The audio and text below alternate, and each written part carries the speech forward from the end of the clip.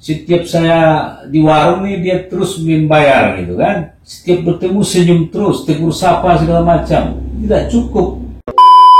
Kalau orang baik misalnya dia ingin sekali, ya kan? Ingin sekali ini mengembangkan desa ini, menjadikan masyarakat desanya sejahtera. Ya. Tapi dia bagaimana caranya dia nggak bisa, gitu. Apa gunanya?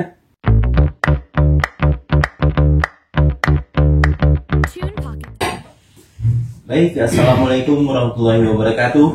Sahabat semuanya, bagaimana kabarnya hari ini? Mudah-mudahan selalu dalam keadaan baik.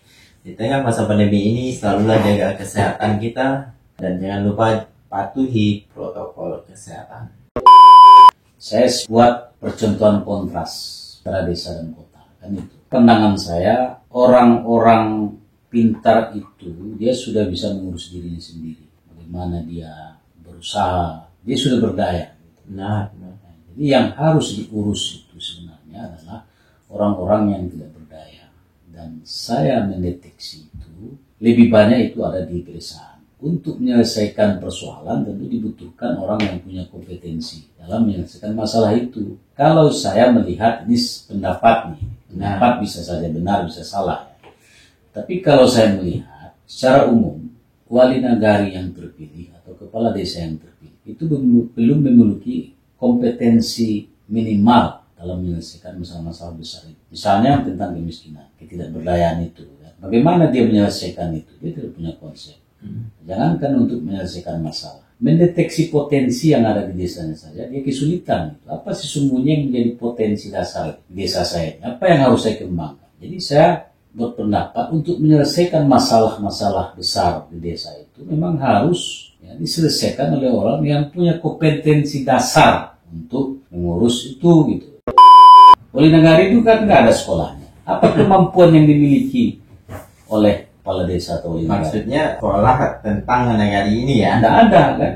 Bukan wali nagarinya tidak sekolah. Bukan, itu sekolah supaya dia bisa menjadi wali nagari, memiliki kompetensi dasar untuk menjadi pemimpin sebuah daerah atau sebuah wilayah desa. Tidak ada. Itu yang saya maksud. Jadi saya tidak mengatakan bahwa semua kepala desa, tapi itu hanya perbandingan kontras saja lah, supaya kita bisa melihat benang merah. Apakah semua kepala desa seperti itu? Ada juga, itu ada satu-satu. Tapi secara umum saya melihat seperti itu. Jadi kepala desa itu karena ketokohannya, karena hubungan emosionalnya dengan masyarakat. Sementara untuk jadi pemimpin, kebaikan itu baru satu poin. Jadi baik dan mampu. Nah itu harus menjadi seperti uang bersisi dua itu. Tidak bisa dipisahkan baik dan mampu. Baik saja tidak bisa. Atau mampu saja tidak bisa. Mampu tapi tidak punya integritas. Punya integritas tapi tidak mampu. Itu sama saja. Saya berikan semacam simulasi lah. Ada seorang nenek yang mendorong sepeda motornya karena rusak di pendakian. Kalau orang yang baik, tentu dia akan membantu. Kalau dia hanya modal kebaikan, palingan dia bisa membantu nenek ini untuk mendorong sepeda motornya sampai ke tempat yang lebih landai. Tapi selesaikan masalah yang dialami oleh si kakek kan belum. Motornya belum bisa hidup. Ya kan? Jadi dia hanya mampu meringankan sementara. Persoalan yang utamanya sepeda motornya rusak, nggak juga bisa diperbaiki. Atau misalnya orang yang montir lah, tapi dia tidak punya niat untuk menolong. Tidak ada juga gunanya kan? Tapi kalau dia punya integritas, kepribadian yang baik, kemudian punya kemampuan, dia tidak perlu ikut mendorong itu. Dia melihat mana yang rusak, diperbaiki. Masalah yang nenek ini bisa selesai. Dia bisa melanjutkan perjalanan.